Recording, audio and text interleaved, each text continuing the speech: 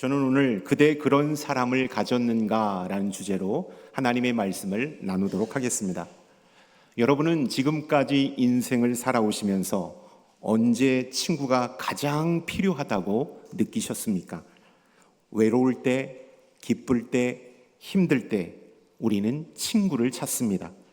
친구는 우리의 기쁘고 슬픈 마음을 이해해주며 서로의 인생에 힘이 되어주는 존재이기 때문입니다.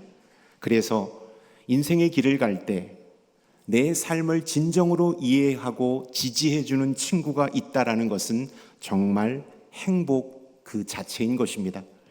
영국 브리테이커 출판사에서 친구란 누구인가에 대한 정의를 공모했습니다. 그때 1등으로 선발된 친구에 대한 정의는 다음과 같습니다. 친구란 온 세상 사람이 나를 떠났을 때도 나를 찾아오는 사람이라고 정의했습니다. 이 비슷한 말이 인디언 속담에도 있는데요. 친구란 내 슬픔을 등에 지고 가는 사람, 등에 지고 가는 자라고 말합니다. 이 두 친구에 대한 정의를 통하여 친구의 역할이 단순히 즐거운 시간을 함께 보내는 것이 친구의 역할이 아니라 가장 어려운 순간에도 나와 함께 해주는 존재가 친구라는 사실을 깨닫게 되는 것입니다. 친구는 우리의 삶에 없어서는 안 될 귀한 존재입니다. 그리스 철학자 아리스토텔레스도 우정에 대하여 이러한 정의를 내렸는데요. 우정은 두 몸에 깃든 하나의 영혼이다. 전도서 4장 10절의 말씀도 우정, 친구에 대하여 이렇게 말씀하고 있습니다. 함께 읽도록 하겠습니다. 그들이 넘어지면 하나가 그 동물을 붙들어 일으키려니와 라고 말씀합니다. 함께하는 친구가 있을 때 우리는 혼자일 때보다 훨씬 더 강해집니다. 하나님은 우리가 영적인 친구 관계 안에서 행복과 정서적 안정감을 누리기를 원하십니다. 예수님께서 이 땅에 오신 목적이 우리를 구원하기 위하여 오셨습니다. 그런데 주님은 구원자로만 이 땅에 오시지 않았다라는 사실입니다. 오늘 성경을 통하여서도 주님은 우리와 함께하는 친구로 오셨다라고 말씀하고 있기 때문입니다. 그렇기 때문에 우리도 주님을 본받아 누군가에게 영적인 친구가 되어 주어야 합니다. 오늘 말씀을 통하여 영적인 친구가 되는 방법을 깨닫는 이 시간이 될 수 있기를 바랍니다. 아멘. 현재 여러분은 어떤 친구를 두고 계십니까? 그분과는 언제부터 친구 사이가 되셨나요? 얼마만큼 그 친구를 만나고 이야기를 나누고 있습니까? 취조 수준으로 계속 제가 질문을 드렸는데요. 이 질문을 드린 이유가 있습니다. 우리는 친구하면 자연스럽게 학창시절 친구들, 같은 동네에서 자란 친구들, 같은 교회에서 신앙생활하며 자란 친구들을 떠올리곤 합니다. 사회에서 만난 사람, 다 커서 성인이 되어서 만난 사람은 절대 친구 사이가 될 수 없다라고 말하죠. 그냥 지인으로 남는다라고만 생각합니다.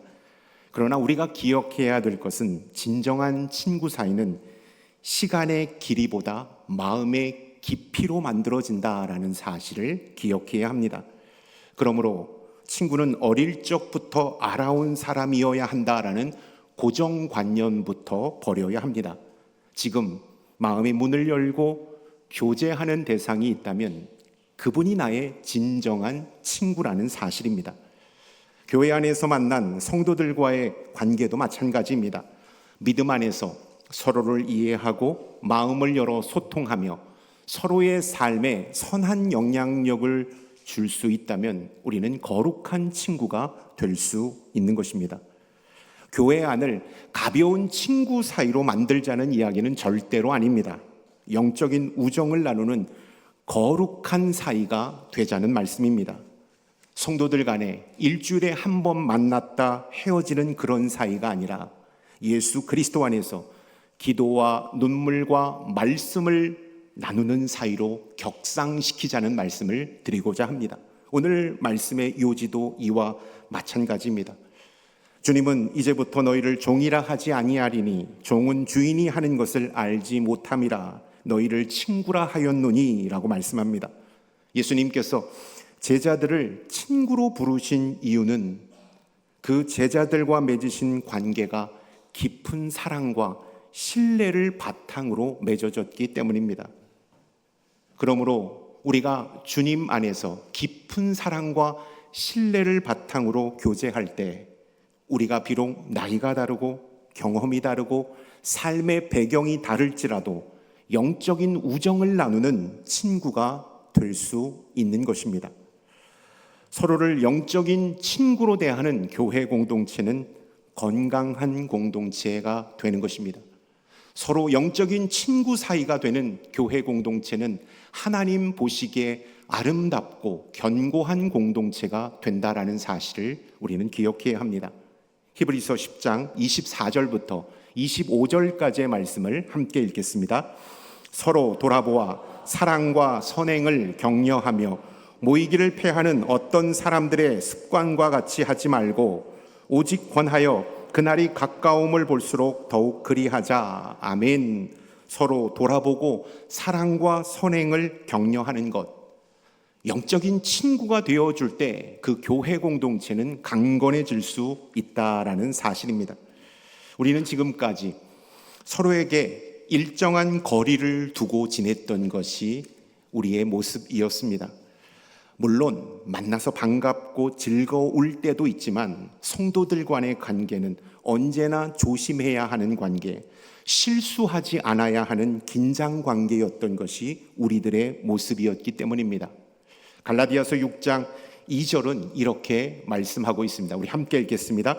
너희가 짐을 서로 지라 그리하여 그리스도의 법을 성취하라 라고 말씀합니다. 바울은 교회의 지체들 간에 사랑의 법, 그리스도의 법, 사랑의 법을 성취하라고 말씀하고 있습니다.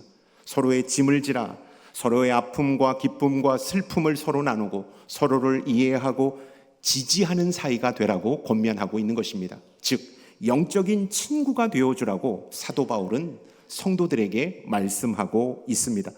솔직히 우리는 그렇게 하지 못했습니다. 서로에 대해 너무나도 조심스러워했기 때문입니다. 저는 지난 19년 동안 사역했던 교회를 떠나서 주님이 부르신 이곳, 주님의 몸된 교회에 와서 함께 목회하고 있습니다. 마지막 19년의 사역을 다 정리하고 모든 목사님들이 함께 모여서 저녁 식사하는 자리를 갖게 되었습니다. 많은 축하의 말씀을 해주셨습니다. 잘할 거라는 격려의 말씀, 그리고 너무나도 따뜻하게 저에게 마지막 선물도 주시고 중보기도도 해주는 시간을 가졌습니다. 그런데 어떤 한 목사님께서 저에게 나지막한 목소리로 말씀하셨던 그 목소리에 제 눈가에 눈물이 맺히고 말았습니다. 목사님과는 진짜 오랜 시간 동안 함께 동역한 것 같습니다. 그래서 우리의 관계는 겉에서 보았을 때 나이스했지만 목사님에 대해서 잘 알지 못해서 미안합니다. 목사님에 대한 추억을 제가 많이 갖고 있지 못해서 미안했습니다 라는 이 말씀이었습니다. 저도 반성하게 되었어요. 여러분, 우리가 같은 공간에 있는 것만으로 친해질 수 없다라는 사실입니다. 오랜 시간 함께 동역했다라는 것으로 우리가 친해질 수 없다라는 사실을 우리는 기억해야 합니다. 어떻게 하면 친해질 수 있을까요? 추억을 공유해야 합니다. 그리고 경험을 쌓아 나아갈 때 우리는 진정한 친분 관계, 교회 안에서의 영적인 친분 관계를 맺을 수 있다라는 사실을 우리가 기억해야 합니다. 어떤 사람과 가까워지려면 둘만의 추억과 경험이 있어야 한다라는 사실입니다. 한 사람 한 사람과 히스토리가 있을 때 우리는 그 사람과 영적인 친분 관계를 맺고 돈독한 사이가 될 수 있다라는 사실을 알아야 합니다. 같은 교회 안에서 함께 예배드리고 사역을 한다고 해서 자동적으로 영적인 우정을 나누는 친구 사이가 되지 않습니다. 그냥 잘 아는 집사님, 잘 아는 권사님으로 끝날 뿐입니다. 친구가 되려면 관심과 사랑이 필요합니다. 주님께서는 친구가 되기 위하여 이렇게 행하셨고 이렇게 우리에게 몸소 보여주셨습니다. 빌립보서 2장 6절부터 8절까지의 말씀을 함께 읽겠습니다. 그는 근본 하나님의 본체시나 하나님과 동등됨을 취할 것으로 여기지 아니하시고 오히려 자기를 비워 종의 형체를 가지사 사람들과 같이 되셨고 또 사람의 모양으로 나타나사 자기를 낮추시고 죽기까지 복종하셨으니 곧 십자가에 죽으심이라. 아멘. 하늘 보좌를 버리고 이 땅 가운데 내려오셨습니다. 왜냐하면 우리에게 관심을 갖고 계셨기 때문입니다. 그리고 물과 피를 다 쏟으시며 자기 자신을 우리를 위하여 십자가 대속물로 내어주셨습니다. 십자가의 사랑이 바로 있었기 때문입니다. 관심과 사랑이 있을 때 우리의 관계가 영적인 관계로 나아갈 수 있고 더욱더 돈독해질 수 있다라는 것입니다. 그러므로 우리는 모든 관계, 우리가 맺고 있는 지금 관계, 관심과 사랑을 가지고 한 발짝 더 다가가야 합니다. 요즘 어떻게 지내시는지, 무슨 기도 제목을 갖고 계시는지, 어떤 사역을 섬기고 계신지, 아픈 데는 없으신지, 어려운 점은 없으신지, 그분들의 모든 면을 함께 살피고 그분들을 위해 중보해 주어야 합니다. 그래야 우리는 가까운 사이, 하나님 보시기에 아름다운 사이가 될 수 있습니다. 우리가 함께 모여 예배만 드리는 공동체가 아니라 예수의 사랑으로 하나가 되고 서로가 그리스도 안에서 형제 자매가 되는 공동체가 우리 남산교회 공동체가 될 수 있기를 축원합니다. 아멘. 그렇게 하려면 이 방법들을 삶에서 실천해야 합니다. 15장 13절의 말씀을 함께 읽겠습니다. 사람이 친구를 위하여 자기 목숨을 버리면 이보다 더 큰 사랑이 없나니. 아멘. 예수님은 친구를 위해 자기 자신을 주는 희생적인 사랑을 실천하셨습니다. 영적인 우정을 나누려면 희생과 헌신할 준비가 되어 있어야 한다라는 것입니다. 지난 수요일 우리 정재용 목사님께서 오셔서 설교 말씀을 전해 주셨습니다. 왜 갑자기 외부에서 목사님이 오셨을까? 아마 성도님들 궁금하셨을 겁니다. 그런데 그 궁금증을 제가 오늘 주일 예배 예화 때 말씀드린다라고 수요 저녁 기도회 때 말씀을 드렸습니다. 왜 목사님을 불렀을까요? 제가 2017년 9월 달 실명 판정을 받고 큰 좌절과 시름 가운데 있을 때였습니다. 병원에 입원했을 때 가장 먼저 달려와서 저를 위해 기도해 주셨던 분이 그 목사님이십니다. 그리고 그 목사님은 상담학 학위를 갖고 계셔서 제가 깊은 디프레스와 좌절감으로 힘들어할 때 저를 이끌어준 사람이기도 했습니다.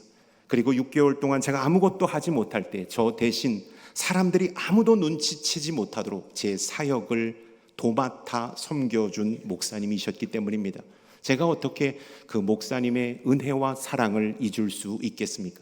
저는 그 목사님의 헌신과 도움과 기도를 통하여 다시 하나님 앞으로 나아갈 수 있었고 힘을 얻어 지금 이 자리에서 주의 몸된 교회를 섬길 수 있는 목회자로 세워지게 되었습니다.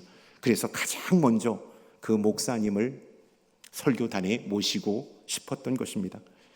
여러분, 우리는 교우 관계에서 영적인 관계로 변화하려면 나의 희생이 필요하다라는 사실을 우리는 기억해야 합니다.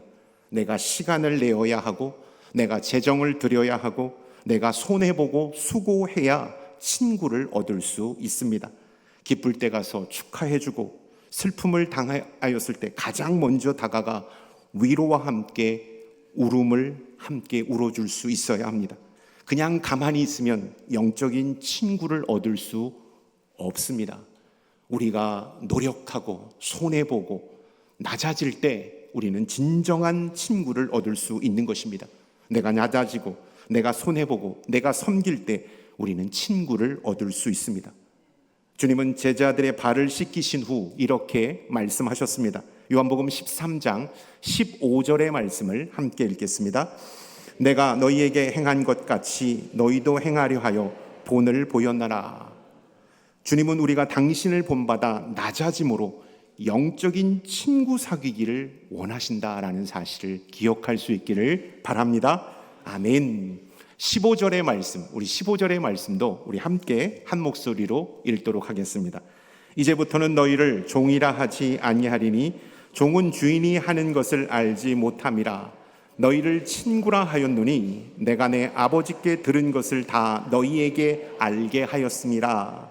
주님은 우리에게 친밀하게 다가오셔서 하나님 아버지께 들은 것을 분명히 보여주셨고 그 뜻을 이해할 수 있도록 가르쳐 주셨습니다.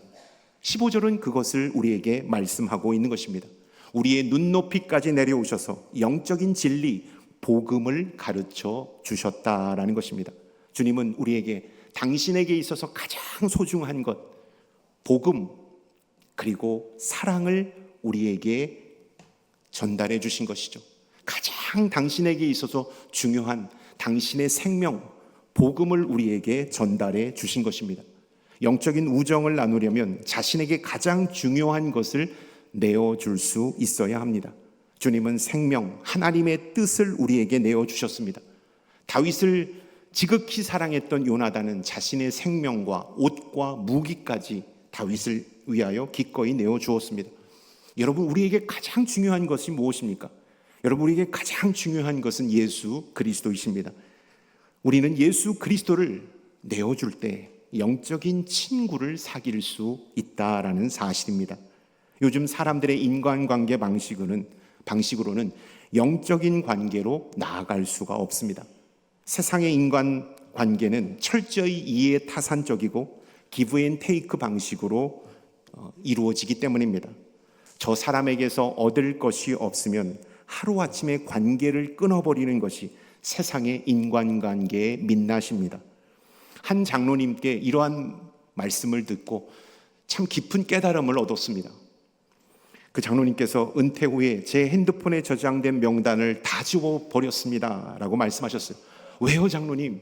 인백은 재산 아닙니까? 라고 말씀을 드렸습니다. 그때 장로님께서 말씀하시기를 일로 만난 사이는 일이 끝나면 신기루처럼 다 사라지기 때문입니다. 일로 만난 사이는 일이 끝나면 볼 일이 없어집니다 라는 말씀을 해 주셨어요. 여러분, 세상 사람들은요 술잔을 기울이면서 우리가 남이가, 자연스럽게 나오네, 우리가 남이가 라고 말합니다. 그리고 우정을 말하고 의리를 말합니다. 그런데 상대방으로부터 자신에게 돌아오는 이득이 없고 손해가 생기면 금방 등을 돌리는 것이 세상 사람들이라는 사실을 우리는 기억해야 합니다. 예수 그리스도 안에서 은혜를 나눈 사람만이 우리는 평생 인생의 길을 함께 걸어갈 수 있습니다. 교회 공동체 내에서 영적인 친구를 만나려면 인간적인 방법, 세상적인 이야기로 여러분 매개체를 삼으면 안 됩니다. 교회 내에서도 세상적인 방법으로 친구 관계를 맺으면 반드시 그 안에는 불화가 있고 오해가 있고 갈등이 생길 수밖에 없습니다. 사단이 역사할 수밖에 없는 것입니다. 그러나 교회 공동체 안에서 그리스도의 말씀, 은혜를 가지고 나눌 때 놀라운 하나님의 역사, 친밀해지는 역사, 강건해지는 역사가 생겨난다라는 것입니다. 그러므로 우리는 예수 그리스도의 말씀과 은혜를 나누어야 영적인 관계로 발전할 수 있다라는 것입니다. 요즘 사람들이 자주 사용하는 말 중에서 정말로 가슴에 와닿는 말이 있습니다. 근데 되게 경건하지는 않은 것 같아요. 제 두 말이 있는데요. 당 떨어진다, 기빨린다라는 말. 경망스럽게 왜 이 설교 때 이런 말씀을 쓰십니까? 근데 그 뜻을 이해하면 충분히 공감이 됩니다. 당 떨어진다라는 것은 저혈당이 왔다라는 것이 아니라 집중력을 상실했다라는 겁니다. 기빨린다라는 것은요, 상대방으로부터 인간관계에서 에너지를 다 소모한다라는 거예요. 제가 이 말을 안 하려고 했는데 제가 막 갑자기 하고 싶은 마음이 있어요. 제 아내를 만나가지고 제가 이런 지시가 아닙니다. 이렇게 해야 되고 이렇게 해야 된다고 막 했더니 뒤 돌아가지고 혼자 독백이 기빨린다. 그 말을 해가지고 제가 완전히 쓰러졌어요. 너무 웃겨가지고. 여러분, 우리는 인간관계에서 에너지를 얻기도 하고 에너지를 빼앗기기도 합니다. 근데 저희 아내 고상한 말 많이 잘 씁니다. 에너지를 빼앗기기도 하고 얻기도 한다라는 거예요. 함께하면 할수록 에너지가 빼앗기는 사람이 있는가 하면 함께하면 영적인 에너지가 충전되는 사람이 있습니다. 그 이유가 뭘까요? 아마 저마다 이유를 다 알고 계실 겁니다. 목사님, 아주 기가 센 사람들하고 만나면 기가 빠지고요, 싸나운 사람들하고 만나면 기가 빠집니다. 그거는 인간적인 방법이고요. 정답 하나를 말씀드리겠습니다. 예수 그리스도께서 그 관계 안에 계시는가? 예수 그리스도께서, 살아계신 예수 그리스도께서 우리와의 관계에 역사하고 있는가가 바로 충전되기도 하고 에너지가 빠지는 원인이 된다라는 사실을 우리는 기억해야 합니다. 그러므로 우리는 교회 안에서, 예수 그리스도 안에서 교제해야 합니다.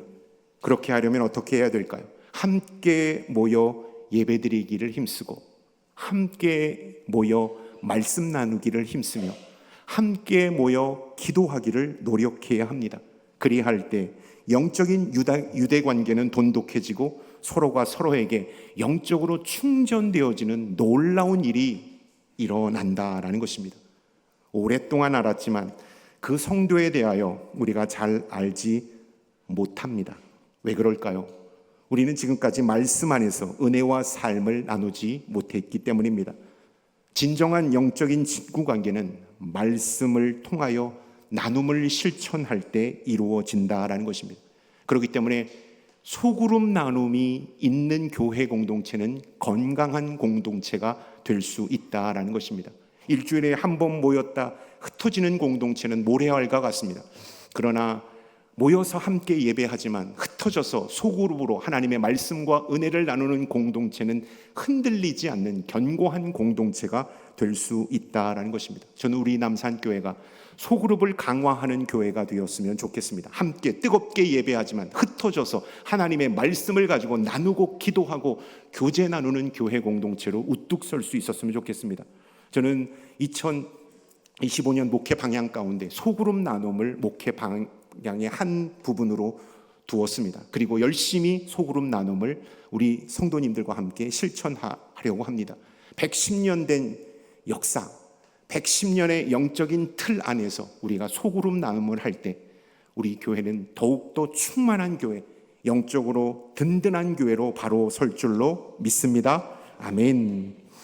본회포 목사님은 교회 공동체 소그룹에 대하여 이렇게 말씀하셨습니다. 우리는 공동체에서 서로의 삶을 나누며 서로 깊이 알고 사랑하게 됩니다. 그리스도 안에서 우리가 서로를 지지하고 교제할 때 우리는 진정한 친밀함을 경험할 수 있습니다. 그리스도 안에서 나누고 기도하고 함께 할 때 우리는 진정한 친밀함을 나눌 수 있다라는 것입니다. 요한복음 15장 12절의 말씀 제가 한번 읽겠습니다. 내 계명은 곧 내가 너희를 사랑한 것 같이 너희도 서로 사랑하는 이것이니라. 우리는 주님이 하신 사랑을 실천함으로 영적인 우정을 다질 수 있습니다. 내가 너희를 사랑한 것 같이, 여러분, 예수 그리스도께서 우리에게 베풀어 주시고 친히 보여주신 사랑을 실천할 때 우리의 공동체는 돈독해지고 우리의 관계는 영적인 관계로 격상될 수 있다라는 것입니다. 주님께서 우리에게 보여주신 사랑은 어떤 사랑일까요? 다가가는 사랑입니다. 하늘 보좌를 버리고 이 땅 가운데 내려오신 인카네이션의 사랑, 성육신의 사랑. 그렇기 때문에 우리는 다가가는 사랑을 실천해야 합니다. 낮아지는 사랑, 죄인과 세리와 창기까지도 구원하신 예수 그리스도의 낮아지심, 구육간에 태어나신 예수 그리스도의 낮아지신 겸손을 우리는 실천해야 합니다. 필요를 채워주는 그러한 사랑을 실천해야 합니다. 자신을 내어주는 희생적인 사랑을 실천할 때 우리 공동체는 더욱더 하나가 될 수 있다라는 것입니다. 영적인 우정으로 온전케 될 수 있다라는 것입니다. 저는 특별히 희생과 헌신의 사랑을 우리가 실천했으면 좋겠습니다. 또한 예수 그리스도로부터 받은 말씀과 은혜를 나누는 것을 실천했으면 좋겠습니다. 그리할 때 교회 공동체에는 거룩한 공동체로 영적인 우정을 나누는 친구가 되는 공동체가 될 줄로 믿습니다. 아멘. 마지막으로 저는 시 한 편을 낭독하고 설교를 마치고자 합니다. 오늘 설교 제목, 그대 그런 사람을 가졌는가는 함석헌 선생님이 쓴 시 제목입니다. 제가 함석헌 선생님이 쓰신 그대 그런 사람을 가졌는가 시를 낭독하도록 하겠습니다. 찬송가 반주에 맞춰서 낭독하도록 하겠습니다. 말리길 나서는 길, 처자를 내맡기며 맘 놓고 갈 만한 사람, 그 사람을 그대는 가졌는가? 온 세상이 다 나를 버려 마음이 외로울 때에도 저 맘이야 하고 믿어지는 그 사람을 그대는 가졌는가? 탔던 배 꺼지는 시간, 구명대 서로 사양하며 너만은 제발 살아다오 할 그 사람을 그대는 가졌는가? 불의의 사형장에서 다 죽어도 너희 세상빛을 위해 저만은 살려두거라 일러줄 그 사람을 그대는 가졌는가? 잊지 못할 이 세상을 놓고 떠나려 할 때 저 하나 있으니 하며 빙긋이 웃고 눈물 감을 그 사람을 그대는 가졌는가? 온 세상의 찬송보다도 아니하고 가만히 머리 흔들 그 한 얼굴 생각에 알뜰한 유혹을 물리치게 되는 그 사람을 그대는 가졌는가? 여러분, 그런 사람을 여러분 갖고 계십니까? 그런 사람이 우리 자신이 될 수 있기를 축원합니다. 특별히 올 겨울 성탄절에는 누군가에게 영적인 친구가 되어주는 여러분들이 될 수 있기를 축원드립니다. 아멘.